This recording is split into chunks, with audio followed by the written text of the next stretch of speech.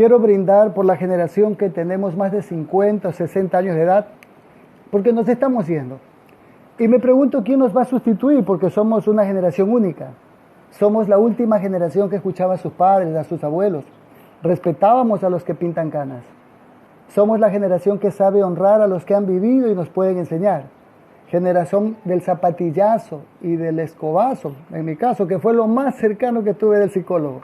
Atravesamos la era del rock, fuimos jóvenes la inolvidable década de los 80, no tuvimos seguros médicos privados, se jugaba en la calle, disfrutamos de 3 meses de vacaciones escolares, y si alguien estaba regando las plantas y teníamos sed, jefe, podemos, y tomábamos esa agua y no nos enfermaba.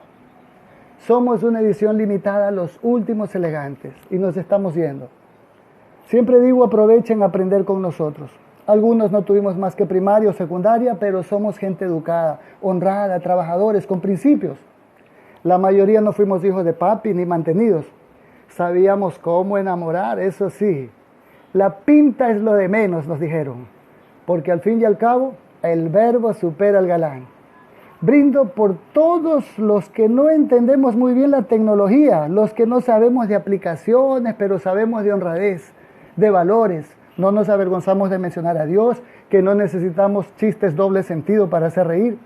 Celebramos las películas de Mario Moreno Cantinflas, vimos Tres Patines, Pepe Biondi, El Gran Chaparral, Flipper, en blanco y negro, Por eso es que yo creí que el Chapulín Colorado era color plomo.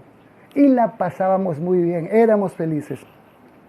La generación que no necesitó Wi-Fi para entretenerse, lo hacíamos con el trompo, el yoyo, jugábamos al pepo, volando y fabricando nuestras propias cometas, andando en zancos, en carricoches. Repito, que nosotros mismos los hacíamos.